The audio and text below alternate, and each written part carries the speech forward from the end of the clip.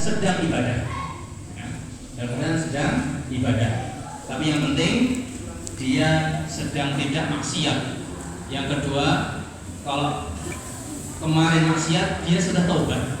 Kemudian yang ketiga, dia hidup di atas akidah yang benar. Masyaallah muslimin azakumullah. Pertemuan yang berbahagia ini kita diizinkan oleh Allah Subhanahu wa taala ngomong-ngomong kematian ya.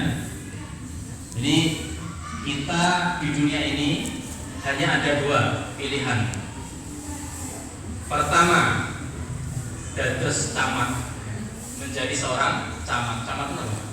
Suatu gelar yang dimiliki seluruh kaum muslimin, bahkan seluruh manusia. Camat, calon mati atau calon mayit ya, disebut calon mayit. Suatu gelar bukan hanya yang dimiliki bapak beliau yang punya kedudukan di atas atau di pemerintahan, tidak. Tapi kita seluruhnya adalah calon camat. Dalam artian mesti akan meninggal. Si calon ini ketika melihat saudaranya sudah merealisasikan kematian, kita masih calon banyak saudara kita yang sudah bukan calon lagi tapi sudah meninggal. Nah, kewajiban fardu kifayah bagi seluruh kaum muslimin atau sebagian kaum muslimin dengan jumlah yang cukup untuk mengurusi, bahasa kita adalah memuliakan jenazah tersebut. Jadi hukumnya apa Pak? Bu? Fardu kifayah. Yang artinya jika ada sebagian kaum muslimin yang cukup jumlahnya untuk mengurusi jenazah, maka gugur kewajiban kaum muslimin yang lain. Tapi kalau ada jenazah meninggal di Magetan ini misalnya, Selosari sekitarnya, kok mereka tahu dan mendiamkan, sepakat mendiamkan seluruh kabupaten dosa semuanya. Tapi kalau ada jumlah yang cukup, nah ini penting ini, karena sebagian buku tidak ada kata-kata cukup. Kalau ada jumlah yang cukup untuk mengurusi jenazah, maka gugur kewajiban orang-orang yang lain. Kenapa? Pendapat yang tepat adalah jumlahnya harus cukup. Karena sebagian jenazah ini ngapunten ya agak berat gitu ya. Karena badannya subur, makmur, beratnya 1 kuintal ke atas mungkin. Butuh 2-3 orang atau mungkin 5-10 untuk ngurusi, memandikan, kemudian mengkafani, gotong itu. Butuh berapa orang minimal? 4 gitu ya. Nanti kita akan bahas insyaallah taala. Makanya ketika cukup ya, jumlah yang 4 minimal ya, atau lebih, maka yang lain sudah gugur kewajibannya. Tapi kalau yang mau mengurusi jenazah ini hanya 1 orang dan ternyata keteteran, belum nanti mengangkat ke keranda, membolak-balikkan ketika dimandikan sebelumnya, kemudian dibawa ke kuburan, ini kok malah sulit, maka yang lain ikut berdosa. Nah itu arti dari perkataan para ahli fikih, jumlahnya harus cukup. Dan alhamdulillah dengan izin Allah Subhanahu wa taala, pertemuan sebelumnya panjenengan sampun praktek mengurusi jenazah. Berarti tinggal apa Pak? Tinggal teori gitu ya. Jadi ini sangat penting, praktek dulu, teori nanti ya. Karena salah ya. Tapi kita yakin Ustadz sebelumnya teorinya pun berdasarkan ilmu ya, tidak ngawur, tidak sembarangan, tapi didasari ilmu ya. Oleh karena itu panitia Majelis Karomah mengamanai kami, insyaallah ta'ala akan kita bahas lebih detail dari sisi teorinya. Karena teori itu lebih rumit atau praktek Pak? Teori itu biasanya lebih rumit ya, lebih detail dan panjang daripada praktek ya. Praktek kan hanya sekedar gitu, tapi teorinya itu lebih panjang. Karena kewajiban kita sebagai orang yang masih camat ini, yang masih calon mati atau yang sedang masih hidup ini adalah masih banyak, bukan hanya sekedar memandikan, sholati, mengkafani, dan menguburkan. Itu yang paling populer. Tapi dalam fikih Islami, kewajiban kita selaku orang yang masih hidup, baik keluarga, tetangga atau orang lain, adalah sebagai berikut, masih panjang ya. Yang pertama adalah sejak jenazah sebelum meninggal, kewajiban kita adalah mendampingi, Pak. Tujuannya apa? Ya, kalau butuh minum dikasih, kalau kangen sate gitu Pak ya, ini sebelum meninggal ini terakhir kali dikasih kemuliaan, yaitu apa yang diinginkan dituruti kalau bisa, selama tidak mengganggu kesehatan. Kalau butuh obat kita kasih, bahkan tetangga, sanak saudara yang lain sangat dianjurkan, bahkan diwajibkan perwakilan untuk menjenguk ketika dia masih dalam masa-masa kritis atau sakit biasa. Jadi ternyata sangat panjang urusan kita kepada jenazah tersebut. Sebelum jadi jenazah, kita masih ada kewajiban. Kemudian yang ketiga, ketika roh sudah mulai keluar, tandanya apa nih Pak? Ini kan yang pengalaman nih. Tandanya ribut nih. Oh ya, telapaknya mau mulai putih dingin gitu ya.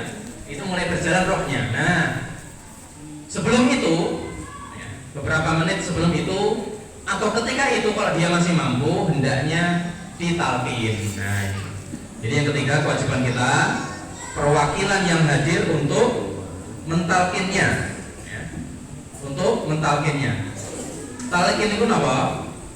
Mendikte kalimat tauhid la ilaha illallah, yang artinya tidak ada sesembahan yang benar kecuali Allah Subhanahu wa taala.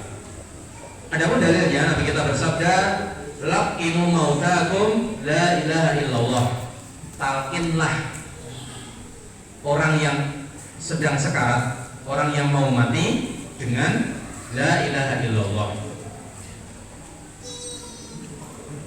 Dan prakteknya Nabi kita Muhammad SAW juga seperti itu. Ketika mengunjungi pamannya, ya khal, dia mengatakan, wahai pamanku, qul la ilaha illallah, ngomonglah, katakanlah la ilaha illallah. Kemudian pamannya tersebut mengatakan, wa khairun li, itu baik untukku. Naam, kata Nabi Muhammad SAW. Dan salah satu faedah mentalqin la ilaha illallah, yaitu salah satu kunci masuk surga, dia adalah muslim. Untuk memastikan dia muslim, dia mengucapkan la ilaha illallah.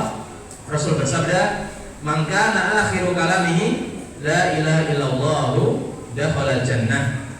Barang siapa yang perkataan terakhir, maksudnya terakhir sebelum meninggal Pak ya, adalah la ilaha illallah, tidak diselingi perkataan yang lain, maka kata Nabi, dakhala jannah, dia akan masuk surga. Betul. Walaupun dia ahli maksiat, mampir dulu neraka, ujung-ujungnya masuk surga. Kemudian para ulama berkata, adab atau teknis dalam mentalqin sebagai berikut. Panjenengan ketika mentalqin harus hati-hati. Pertama, jangan buru-buru. Cepet tau, endang tau. Ayo, keburu meninggal gitu. Malah ditakut-takuti, khawatir dia malah marah, malah nesu, marah, kemudian mengeluarkan kata-kata yang tidak enak. Beberapa jenis spesies hewan itu jadi kata-kata ini Pak ya, guguk atau apa gitu ya, atau mungkin jangkrik itu. Dia pisuh, setelah pisuh atau marah mengeluarkan kata buruk, meninggal. Berarti dia perkataan terakhirnya adalah buruk, bukan perkataan yang baik berupa la ilaha illallah. Makanya hati-hati. Ini para ulama mewanti-wanti, karena di lapangan mereka melihat ada orang yang terburu-buru, ayo cepet, keburu meninggal gitu ya. Kemudian ketika dia sudah melakukan la ilaha illallah, panjenengan diam, tidak perlu diajak ngobrol yang lain, dan tidak perlu diulang, cukup sekali saja. Kenapa? Khawatir kalau malah diajak ngobrol yang lain, kemudian setelah ngobrol belum sempat ngulang la ilaha illallah meninggal kemudian. Berarti perkataan terakhirnya bukan la ilaha illallah. Ya. Maka ketika dia sudah mengucap la ilaha illallah, cep diam. Para hadirin diam saja, mau membacakan surat-surat monggo. Ya. Tidak harus yasin, surat yang lain atau bacaan-bacaan yang lain tidak ada masalah. Tapi untuk mentalkin, ketika mayit ini sudah mengucapkan la ilaha illallah cukup, ya, dan tidak perlu diulang lagi. Kecuali dia menyela perkataan yang lain, Pak. Misalnya sudah la ilaha illallah, oh ternyata masih hidup gitu ya. Lalu ngambilkan minum. Nah, berarti ini batal. Kalimat terakhirnya la ilaha illallah, dia harus mengulangi lagi. Dan talqin ini ditalkinkan kepada yang biasanya sulit dalam keadaan sakit keras. Kenapa? Karena sebagian orang sakitnya itu betul keras, cuman dia masih mampu, Pak. Kalau kita talqin la ilaha illallah, tidak perlu gitu ya. Saya sudah bisa. Orang yang seperti ini tidak perlu, panjenengan hanya memantau, memastikan dia sudah mengucapkan la ilaha illallah atau belum. Ya. Tapi mayoritas orang, walaupun dia soleh, walaupun dia hafid, walaupun dia lancar la ilaha illallahnya, di masa-masa sulit itu syaitan, Pak, itu mengiringi di sampingnya. Syaitan dari golongan jin itu mengerumuni orang tersebut. Pertama, yang kedua, orang yang dalam sekarat atau 2 karat lah ya, nah itu fisiknya sangat lemah, otaknya sudah mulai ini. Makanya pentingnya mentalkin didampingi keluarga atau yang lain di sampingnya ini. Bahkan sekelas Imam Ahmad bin Hanbal, ya, Imam Ahmad bin Hanbal, ulama salaf, pendiri mazhab Hambali, ketika meninggal ada setan di sampingnya, ada setan di sampingnya yang menghembuskan kepada beliau, dan beliau menjawab belum. Anaknya Abdullah atau Soleh mengatakan, wahai bapak, maksudmu belum itu apa? Karena setan membisikkan kepada Imam Ahmad dan beliau mendengar langsung, mungkin melihat juga ya, Anda tahu. Setan mengatakan, wahai Imam Ahmad, kamu sudah ahli surga, sudah jadi ahli surga, udah tenang aja gitu. Jadi ingin membuat Imam Ahmad takjub, ujub, riak, merasa bangga terhadap keilmuan yang sangat luar biasa. Tapi Imam Ahmad cerdas, oh ini tipu daya setan. Dia ingin menjadikan saya orang yang takabur terhadap ilmu, ujub terhadap orang lain, kemudian saya meninggal dalam keadaan suruh Fatimah. Tapi Imam Ahmad cerdas, beliau mengatakan belum saatnya. Kalau belum saya meninggal, maksudnya ya, kalau belum saya meninggal, melihat malaikat, jadi kisahnya gitu ya di dalam hadis, melihat malaikat yang wajahnya berseri-seri, membawa kain kafan dari surga dan baunya harum. Nah, ini calon penghuni surga. Itu dari sepanjang. Tapi kalau orang fasik dan orang kafir, jadi yang mengkafani bukan orang saja, Pak. Malaikat yang membawa roh ke atas langit, itu juga mereka berbondong-bondong dengan kawan-kawannya membawa kain kafan dari surga atau neraka. Tergantung dia calon apa. Kalau calon ahli surga, kain kafannya bagus, wangi. Kalau ahli neraka, kain kafannya dari api neraka, panas dan bau busuk. Makanya itu merupakan tafsir dari firman Allah Subhanahu wa taala, innal ladzina qalu rabbuna Allah tsumma istaqamu tatanazzalu 'alaihimul malaikatu alla takhafu wa la tahzanu wa abshiru bil jannati allati kuntum tu'adun. Orang-orang yang mengatakan rabbuna Allah, ahli tauhid, kemudian istiqomah, mereka ketika meninggal datang malaikat mengatakan apa? Selamat, Allah tahzanu, jangan sedih, la takhafu, jangan takut, wa abshiru bil jannah allati kuntum tu'adun. Kami kasih kabar gembira akan adanya surga yang engkau dijanjikan. Jadi Pak Bu, kabar gembira bagi kaum muslimin adalah sebelum masuk surga masih jauh hari, yaitu ketika roh keluar. Jadi tafsirnya ini ada 2 keadaan. Pertama ketika roh keluar, yang kedua ketika di kuburan. Malaikat mengatakan selamat. sebelum datangnya kalimat selamat itu Pak Bu, kita harus hati-hati di dalam keseharian, harus banyak amal soleh. Jangan sampai kita yakin udah santai, muda poya-poya, tua leha-leha gitu ya, mati masuk surga. Nah, ini surga mbahnya yang bisa dipesen, tapi ini surga mahal Pak, harus butuh perjuangan. Nabi kita yang sudah dijamin masuk surga pun berjihad fisabilillah, berdakwah kemana-mana, dan juga berlumuran darah karena surga itu mahal. Itu yang pertama ya, yaitu adab kita yang masih hidup mentalkin. Yang kedua, setelah kita talkin dan dia sudah mati, alhamdulillah gitu ya, atau innalillah, sunnahnya adalah mengatakan innalillahi wa inna ilaihi raji'un. Kita semuanya punya Allah dan kita akan kembali pada Allah Subhanahu wa taala. Semuanya, baik yang sudah mati itu tadi atau kita yang masih hidup. Yang kedua, alhamdulillah, kenapa? Sedikit senang karena saudara kita tadi telah sukses mengucapkan la ilaha illallah. Kewajiban kedua, sunnahnya, ini sunnahnya, ketika mayit meninggal adalah menghadapkan ke kiblat. Ya, menghadapkan ke kiblat. Dalilnya adalah Nabi kita SAW menjenguk Bara' bin Ma'rur radhiyallahu anhu, seorang sahabat yang bernama Bara' lagi sakit keras, dijenguk Nabi. Ketika menjenguk Nabi telat Pak, beliau sampun sedo, ya, sudah meninggal duluan. Akhirnya beliau nanya, tadi gimana, wasiatnya apa? Oh, dia berwasiat untuk setelah meninggal di hadapan kiblat. Kata Nabi, ya betul, dia telah mendapatkan kesucian. Nah, ini dalil bahwasanya adalah sambil menunggu panitia apa? Panitia pemandian, panitia mengkafani di hadapan ke kiblat. Cara menghadapkan ke kiblat ini ada dua metode, ada dua cara. Yang pertama, kaki diselonjorkan ke arah kiblat. Arah kiblat sana ya. Kaki diselonjorkan ke arah kiblat sambil menunggu panitia ya. Kemudian berarti bujurnya kaki ke kiblat, kaki ke barat, sana barat Pak ya.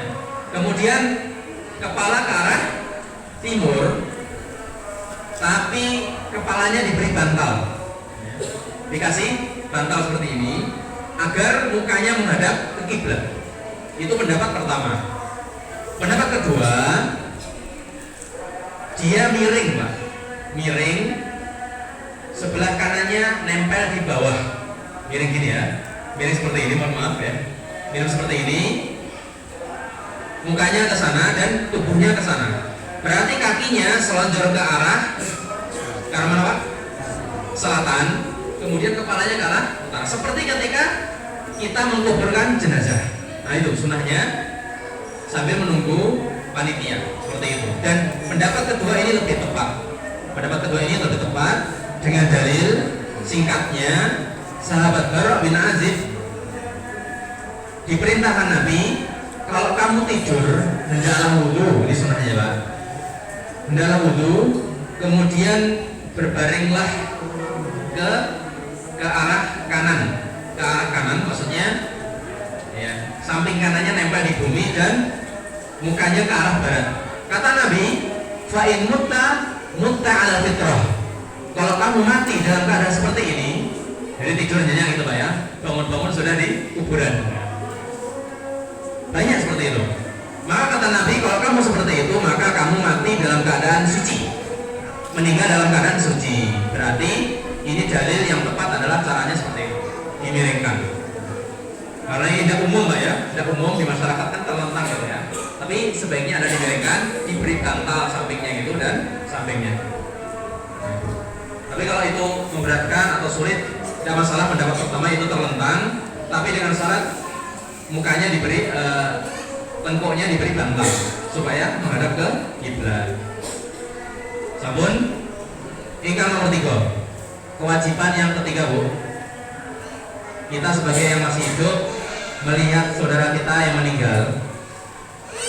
Kalau mayitnya matanya melilik, ya, terpejam. Matanya melek atau terbuka. Matanya terbuka. Maka kewajiban kita menutupnya. Ada apa ya? Beberapa mayit kok melilit terus ini marah atau apa? Dia meninggal. Terutama ketika matanya yang berwarna hitam itu ke atas, maka ini sudah meninggal. Suatu hari keadaannya Rasulullah SAW menjenguk Abu Salamah. Ternyata Abu Salamah sudah meninggal juga. Dan Abu Salamah radhiyallahu anhu matanya terbelalak seperti ini. Nah, kemudian Rasulullah mendekati, kemudian ditutup seperti ini, seraya bersabda, Inna ruha idza qubida tabi'ul basar. Sesungguhnya roh itu ketika cabutnya dari bawah ke atas Pak ya, maka mata itu mengikutinya dari bawah seperti ini, ke atas seperti ini Pak. Ada jenis orang yang kelopak matanya ini kaku. Makanya ketika ngikuti rohnya dicabut, tidak balik. Nah, tidak masalah. Itu bukan tanda su'ul khotimah, bukan. Itu normal. Terutama mbah-mbah yang kelopak matanya kaku, nah itu tidak bisa balik. Ada dan banyak orang yang ininya lemes. Kemudian ketika ngikuti, memejamkan mata, kembali ke asalnya ketika dia tidur gitu ya. Ketika telah tidur. Ini bukan para jemaah, ini bukan tanda su'ul khotimah, bukan. Kenapa? Karena sahabat radhiyallahu anhu pernah mengalami ketika Rasulullah memejamkan dia seperti ini gitu ya. Itu tugas kita. Dan salah satu hikmahnya kata para ulama agar supaya tiang ingkang layak tidak takut Bu. Baru datang Pak, dipilih mayat langsung kabur nanti. Karena sebagian orang, terutama ibu-ibu ini wedi ya, takut ya, ada penampakan gitu. Maka kata para ulama, Allah yakbah bimandorihi, supaya tidak jelek mukanya, mengerikan maksudnya ya, agar tidak mengerikan bagi pelayat atau yang lain. Kemudian di antara hal-hal yang disebutkan para ulama, kewajiban kita terhadap si mayit, ya, sambil menunggu panitia. Hendaknya terutama sebagian orang tua yang rahangnya sudah lemas untuk diikat kain atau tali dari atas kepalanya menuju bawah dagunya supaya tidak gini Pak. Nah ini takut juga, sudah melilit ya, ditambah mangap ya, ditambah menganga, maka ini bahaya. Maka panjenengan kalau melihat sebagian orang gini kan, itu memang anjuran ulama. Yang kedua, hendaklah mayit itu ditaruh di atas. Ini anjuran ya, tidak sampai wajib. Ditaruh di atas dipan atau kain yang tebal, tidak langsung nempel di bumi dengan kain tipis. Kata para ulama, karena kalau langsung nempel di bumi, di lantai beralaskan yang tipis, itu jasadnya mudah terurai, mudah membusuk kalau semakin dekat ke bumi.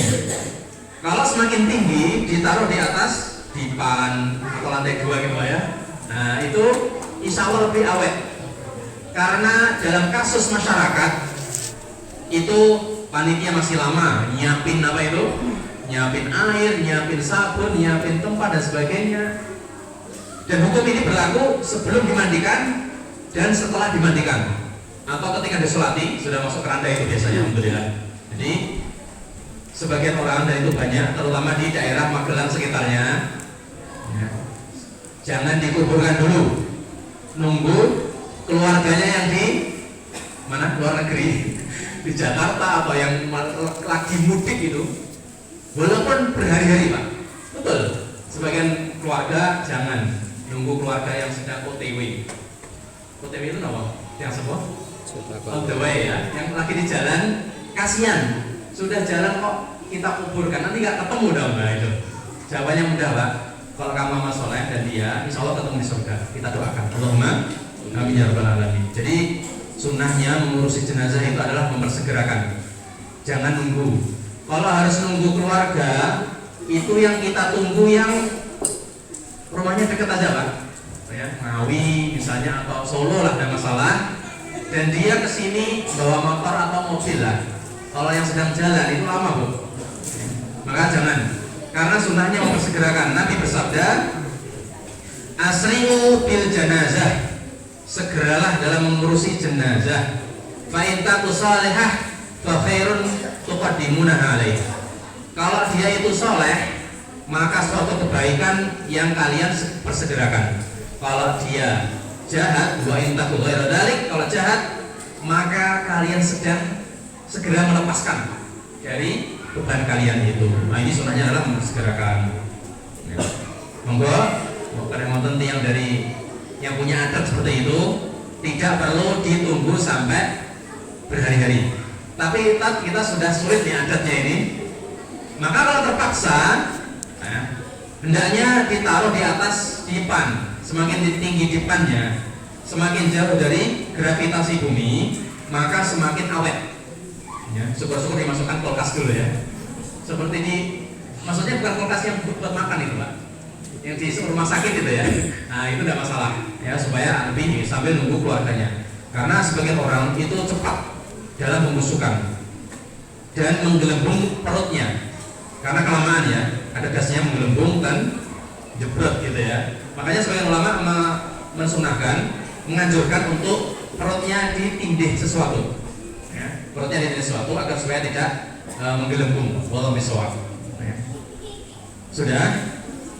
Dan ketika meninggal sambil ngurusi itu hendaknya berdoa. Jadi doa untuk mayit ini banyak kondisinya. Ketika sholat, ketika di kuburan, dan sebelum itu semuanya. Ketika meninggal, sa'ulat nih Pak, Bu, itu sunnahnya didoakan juga. Rasul mengajarkan doa, ya, di antaranya adalah Allahumma gfir lahu atau li Abi Salamah di sini karena kasusnya adalah Abu Salamah, warfa' darajatahu fil mahdiyin wafruhu fi aqibihi fil ghabirin waghfir lana wa lahu ya rabbal alamin wafsah lahu fi qabrihi wa nawwirhu lahu fihi. Mungkin ini agak panjang untuk kita. Kalau pendek ya Allahumma ighfir lahu warhamhu wa fi'afalu. Nah itu tidak masalah. Sudah, setelah kita pejamkan mata, kemudian arahkan ke kiblat, kemudian diapakan Pak? Boleh di sini bagi keluarga yang jauh-jauh dari Solo tadi datang menciumnya, ya mencium apa? Keningnya, pipinya. Ya, kalau suami istri boleh mencium mulutnya boleh. Ya. Jadi suatu hari Nabi kita mendatangi mayit dari sahabat bernama Utsman bin Mat'un. Beliau nangis karena sayang beliau, sayang Utsman ini. Utsman bin Mat'un ya, bukan Utsman bin Affan. Beliau nangis, kemudian sampai eluhnya ini keluar air matanya. Ya. Kemudian beliau memeluk sambil menciumnya, sambil menciumnya. Tapi ini tidak disebutkan di hadis Abu Dawud ini. Beliau mencium apanya? Tapi yakin bukan mulut Pak ya. Mungkin kening atau pipi, ya, atau hidung, ya, atau mungkin jidat atau kepala ya, kepala maksud saya. Tapi kalau untuk suami istri boleh mulutnya, boleh. Sekedarnya ya, jangan terlalu lama-lama nanti bahaya malah. Nah, sudah. Kalau bangun nanti takutnya ya, ini putri tidur ini saya. Jadi itu boleh, ya boleh. Dan ini tidak jelek atau saru bukan. Ini sudah dicontohkan oleh Nabi kita Muhammad SAW sebagai pemuliaan terakhir dari sisi mencium. Ya. Kebolehan yang kedua, sebelum dibungkus ini ya, kita menangis, ya, menangis. Nah, ini disebutkan ini. Tapi dengan syarat ketika menangis jangan sampai meratapi, karena meratapi adalah menangis plus, menangis plus marah terhadap takdir, menyalahkan takdir. Kemudian plus apa? Nangis sambil banting, apa bu? Banting piring, banting gelas. Ini yang suka seperti itu, bapak-bapak beli gelas plastik aja aman ya. Nah ini tidak boleh. Rasulullah SAW bersabda, ya singkatnya, ada hal-hal yang dari jahiliyah, dari kaum jahiliyah. Di antaranya adalah niyahah, meratapi mayit, menyalahkan takdir. Dan juga Nabi bersabda, laisa minna man syaqqal juyub. Bukan dari golongan kami ketika nangis ditinggal mati menyupek-nyupek bajunya. Ya. Kemudian yu'adzabu al-mayyit bibukai la yu'adzabu bibukai ahlihi. Ketika mayit ini tidak pernah mengajarkan adab orang yang masih hidup, nggak boleh meratapi, maka mayitnya ikut diazab. Nah ini bahaya ini. Ini saya kasih kabar dari Rasulullah SAW, beliau bersabda, innal mayyit la yu'adzabu bibukai ahlihi alaihi. Seseorang mayit ini akan diazab karena yang hidup meratapi. Meratapi apa Pak? Menyalahkan takdir, nangis plus-plus tadi ya. Kemudian merusak baju, mencakar-cakar muka, mencapik-capik atau menjambak rambut. Sebutkan semuanya. Bahkan saya pernah melihat sendiri orang Mesir yang keluarganya meninggal, bajunya disopek gini Pak. Karena mereka memang agak militan ya. Kalau jihad Masya Allah. Tapi kalau dalam kondisi yang imannya lemah, dirubah-rubah baju sambil nangis seret gitu, sambil keliling-keliling kampung gitu lah. Ini meratapi yang dilarang, tidak boleh. Ini nangis yang dilarang, nangis plus-plus. Tapi kalau nangis biasa, hatinya sedih, ini normal. Kata Nabi itu merupakan rahmat. Innal qalba la yahzan wa innal 'aina la tatma wa inna la naqulu illa ma yurdi rabbana. Sesungguhnya hati itu sedih, mata menangis, tapi dengan syarat kita ngomong dan berbuat harus yang Allah ridhoi saja. Ini penting ya. Nah, ketika si mayit ketika masih hidup tidak pernah mengajari ini kepada keluarganya dengan mengatakan minimal, nanti kalau saya meninggal jangan diratapi dengan yang pernah dijelaskan, maka dia tidak ikut berdosa. Tapi kalau tidak pernah mengajari, ya, bahkan memerintahkan, seperti orang Nasoro itu, dibayar orang untuk diratapi, dibayar untuk membayar orang untuk supaya meratapi mayit, karena mereka melihat, wah ini kalau diratapi berarti ini orang besar ya, orang yang sangat ditangisi kehilangannya. Itu tidak boleh. Si mayit juga berdosa dan diazab juga di kubur. Sudah, setelah kita lakukan itu, maka kewajiban kita selanjutnya memandikan. Ini sudah praktekkan Pak ya, memandikan di sini pakai air juga kemarin. Wah berarti perlu kita praktekkan asli nih, menggunakan baju gitu kan, tidak masalah. Tapi minimal kita teorinya memandikan mayit tentunya dengan air. Ya. Kalau dengan tanah atau debu itu mentayamumi. Jadi hukum memandikan ini sama, fardu kifayah, kewajiban bagi sebagian kaum muslimin. Kalau tidak ada air karena paceklik, boleh ditayamumi, ya, boleh ditayamumi. Adapun kewajiban memandikan ini Rasulullah bersabda, ilsilna salasan au khamsan. Suatu hari Nabi memerintahkan tim pemandi jenazah anaknya yang bernama Zainab, mandikanlah sebanyak 3 kali, 5 kali atau lebih. Jadi sunnahnya dalam memandikan itu tentunya pakai air bersih, suci. Yang kedua, bilangannya ganjil Pak. Kemarin sudah jelaskan, sudah ya. Bilangannya ganjil, minimal 3. Kalau 3 terasa kurang, ini masih ada kotoran, khamsan kata Nabi, maka 5. Dalam riwayat yang lain, awitron, ganjil. Jadi kalau 5 ternyata kurang cukup, nah ini harus dibilas dulu ya.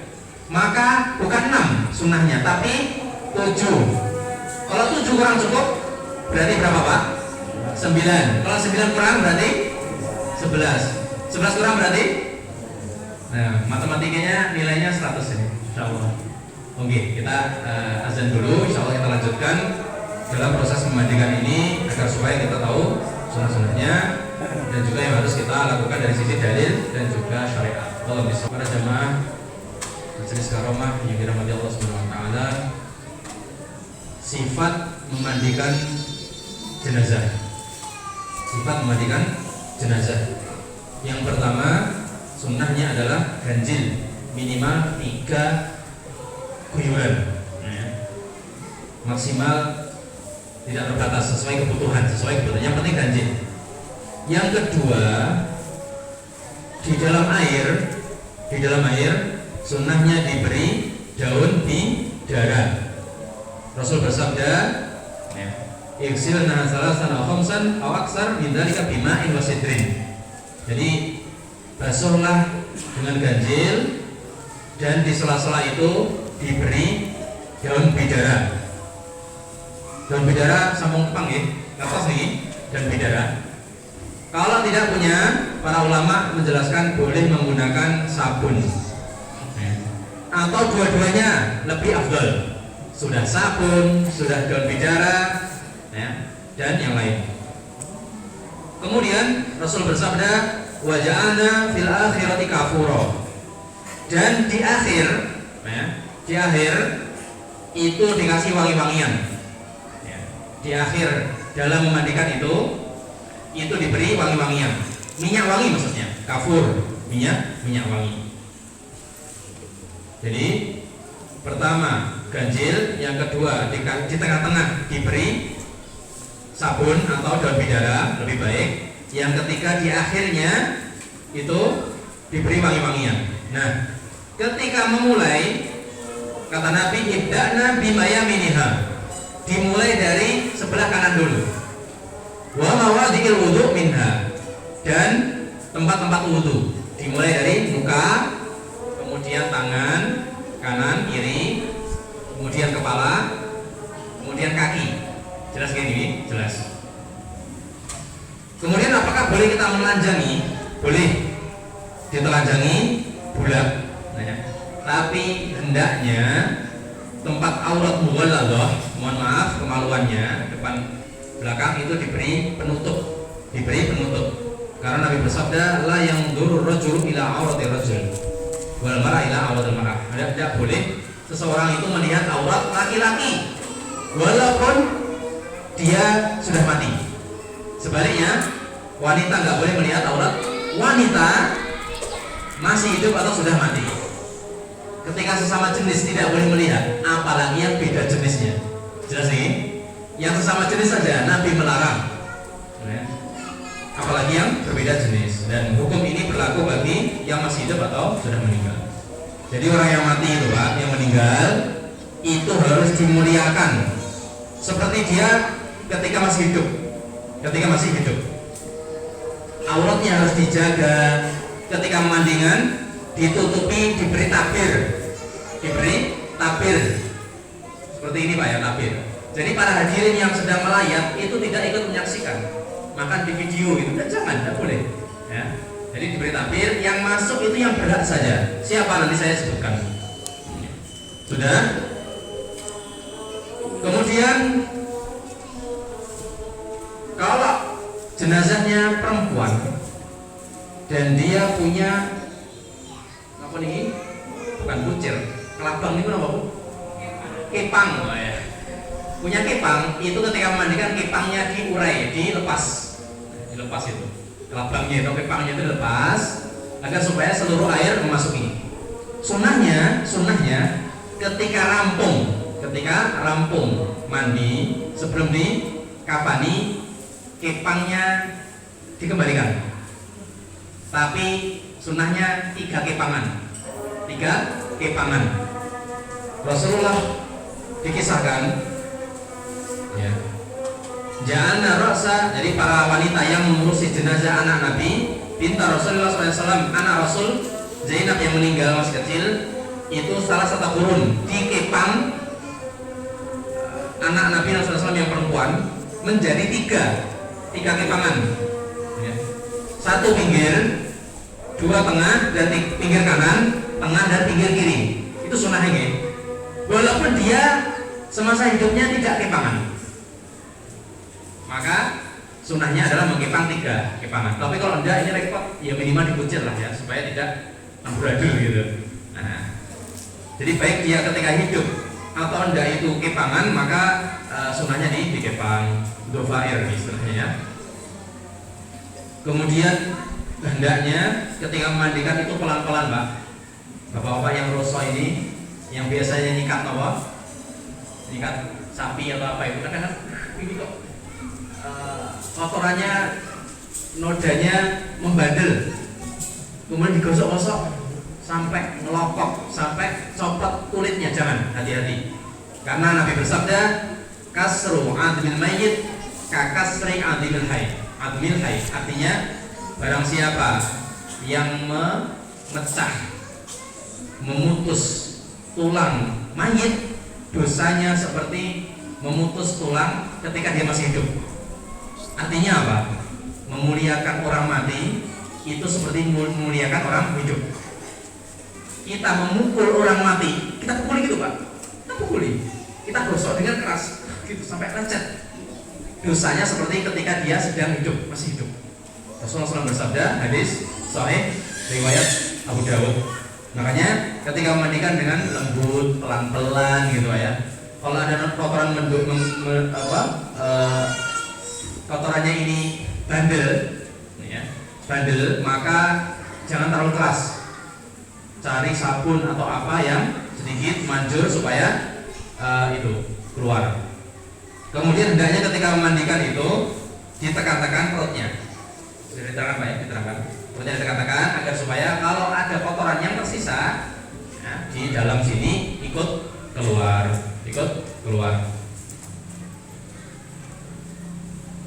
Alhamdulillah. Nah, itu sifat dari memandikan.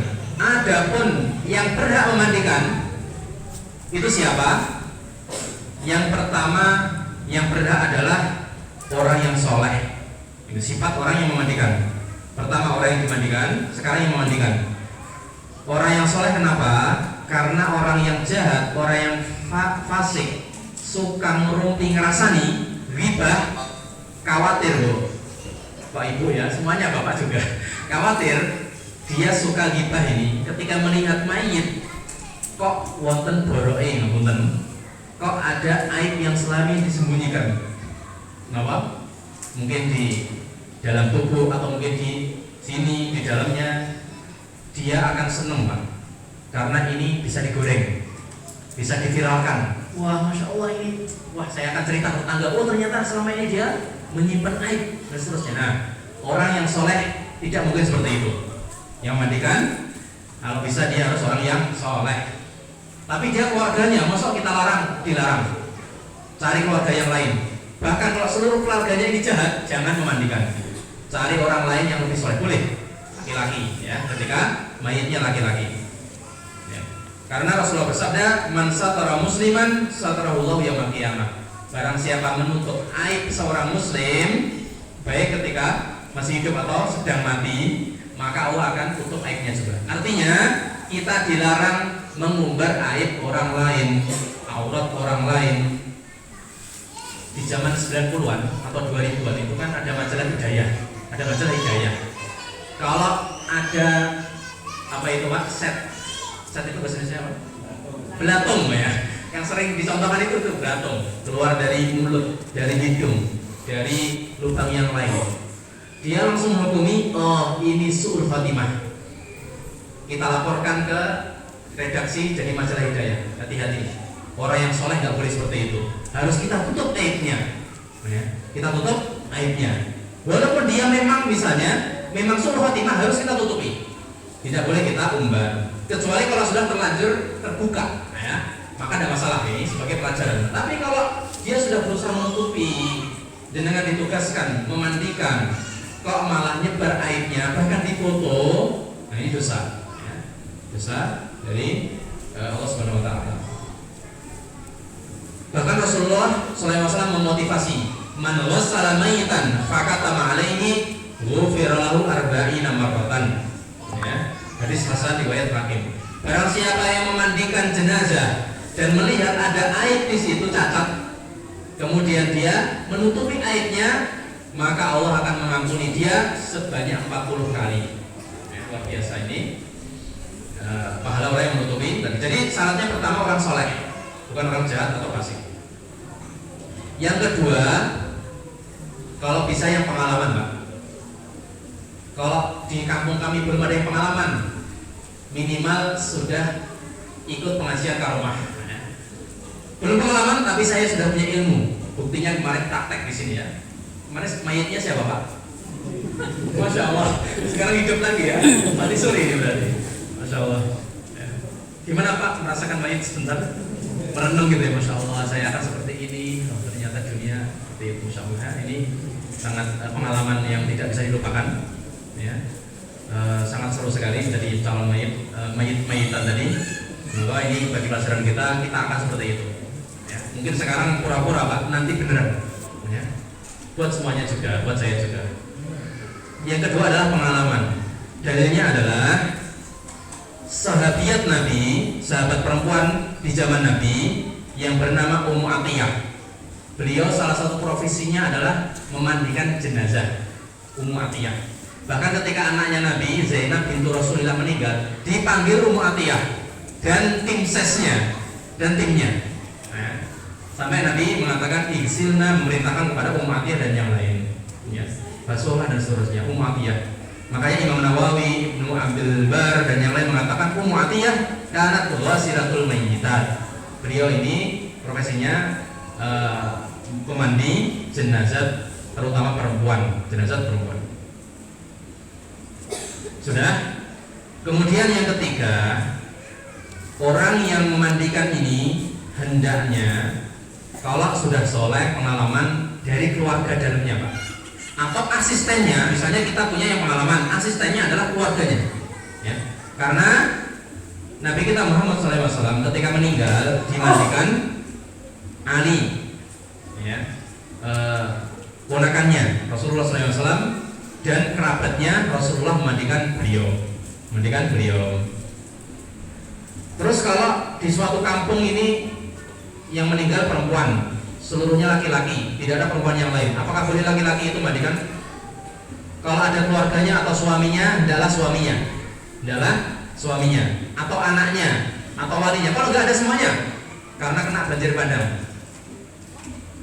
hanya orang-orang asing, maka ulama berfatwa tidak perlu dimandikan, ditayamumi saja. Jadi meminimalisir kontak fisik dengan orang asing yang bukan mahramnya, maka cukup ditayamumi, kemudian langsung dikafani. Ini pendapat sebagian ulama. Ya. Tapi kalau masih ada perempuan yang lain atau mahramnya, apalagi suami atau bapaknya, maka itu didahulukan. Sudah? Saya tanya dulu ini, harus selesai sekarang atau bisa pertemuan tahun depan? Gak apa ya tahun depan ya. Tahun depan kan tinggal berapa hari lagi. Karena kalau saya kebut ini nanti banyak faedah yang terlewat. Belum kita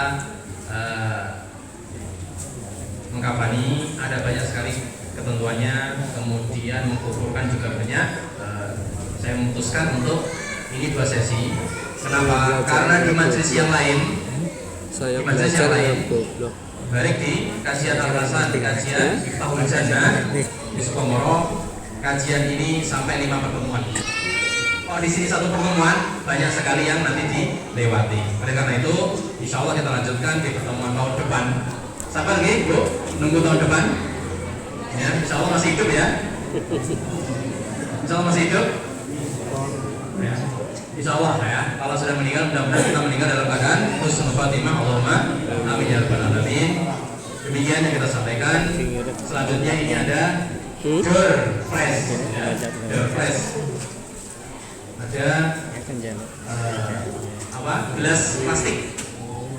Ini pesanan saya tadi. Kalau ada istri yang lagi meratapi, banting biar nggak pecah. Ya. Dan ini gunanya untuk memandikan jenazah juga bisa, insya Allah ya. Multifungsi. Maka kita jadikan ini door prize pertama. Sistemnya saya tanya gitu Mas ya. Atau pertanyaan dulu, terus dulu aja. Sebutkan 2 hal yang diharuskan seorang yang masih hidup ketika melihat saudaranya sekarat. Silahkan. 2. Pertama mendampingi, yang kedua mentalkin. Mendampingi ini gunanya untuk apa, Mas? Selain mentalkin? Masya Allah, menghibur gitu ya, menenangkan, kalau butuh minum dikasih gitu ya. Iya betul, Masya Allah. Monggo, silahkan.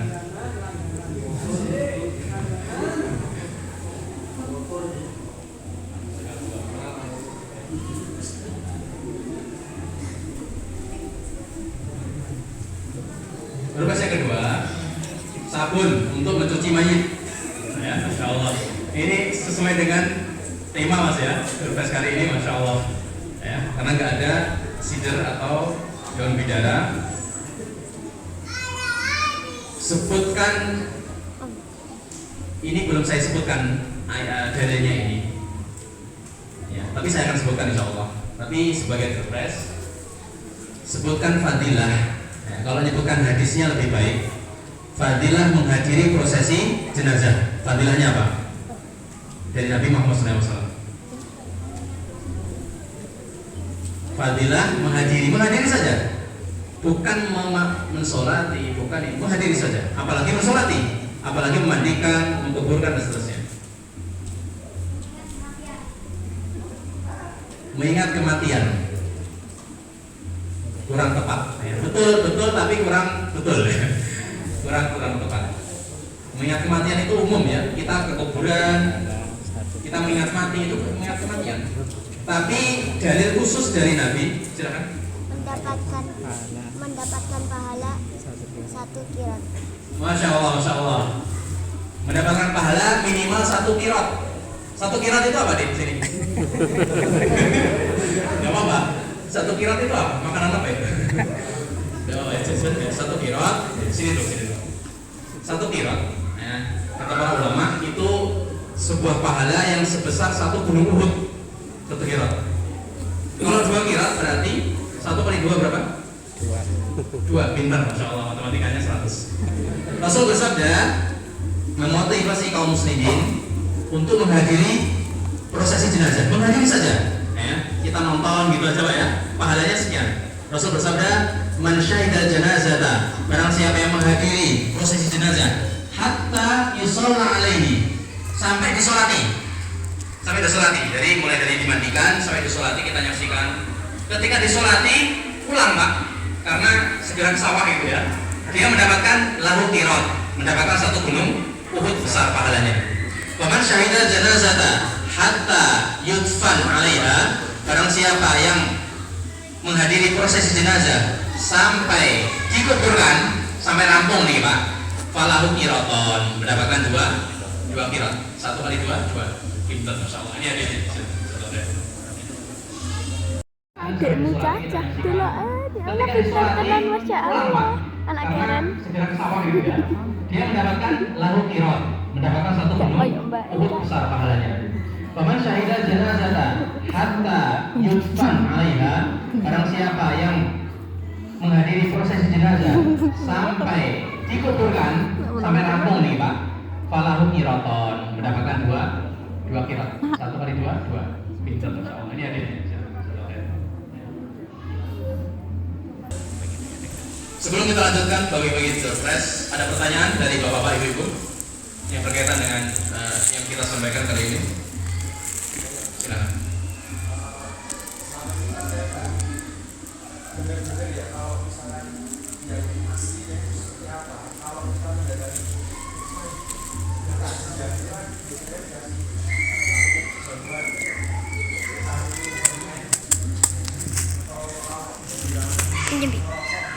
Rekaman. Apa?